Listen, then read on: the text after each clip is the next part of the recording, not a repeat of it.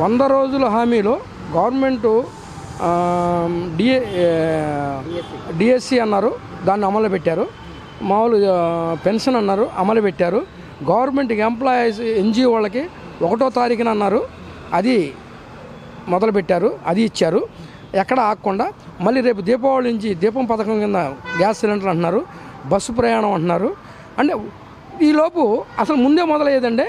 ఈ విపత్తు వచ్చి పడింది కాబట్టి దీన్ని బ్యాలెన్సింగ్ చేసుకుంటా, పరిపాలన బ్యాలెన్సింగ్ చేసుకుంటా, ప్రజల దృష్టిని బాగు చేస్తా ఇవన్నిటి చేసుకురావాలి కదండి. ఏంటి ఈ కూటమి ప్రభుత్వం చేసేదేంటి? ప్రతి ఒక్కటి ఇప్పుడు పవన్ కళ్యాణ్ కూడా ఎక్కడ కూడా తగ్గి మాట్లాడుతున్నాను.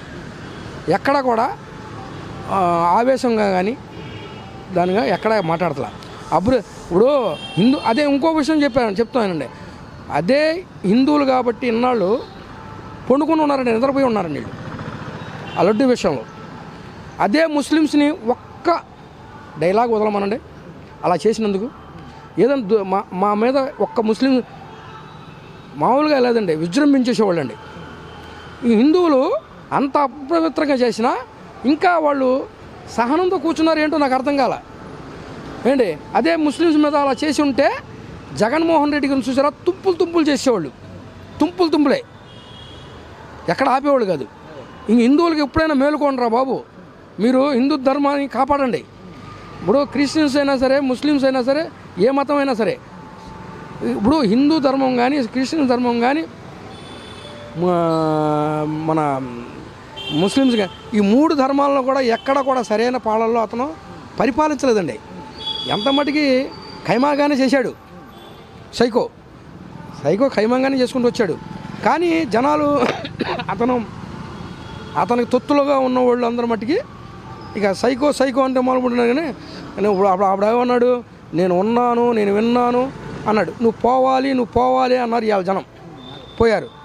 అది ఈరోజు కూడా హిందూ ధర్మాత్ములుగా ధార్మికులు ఎవరున్నారో వాళ్ళందరూ సైకో మీద ఇంకా మీరు విజృంభించకపోతే ఇటువంటి సైకోలు ఇంకా పుట్టుకొస్తారు.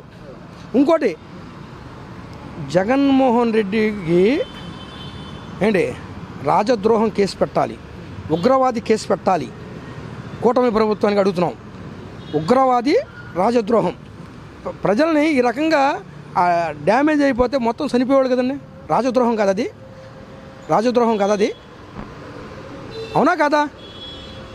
అది ప్రజలు అందరూ సర్వనాశనం చేయాలని పెట్టాడంటే పాకిస్తాన్ ఇండియాకి ఎలా ఉందో అంతకన్నా దారుణమైన మైండ్గా ఉన్నాడండి ఆయన. పాకిస్తాన్ కన్నా ఎక్కువగా మనోడు మన ఆంధ్రప్రదేశ్ ప్రజల మీద విషంతో ఉన్నాడండి. ఇతన్ని అందుకని ఉగ్రవాది కింద అరెస్ట్ చేసి నాన్ బెయిల్ కింద లోపల పెట్టేయాలి. ఇంకా జీవితంలో బయటికి రాకూడదు. ఇటువంటి వాడు వస్తే చెదల్లాగా పురుగు పెరిగిపోద్దండి.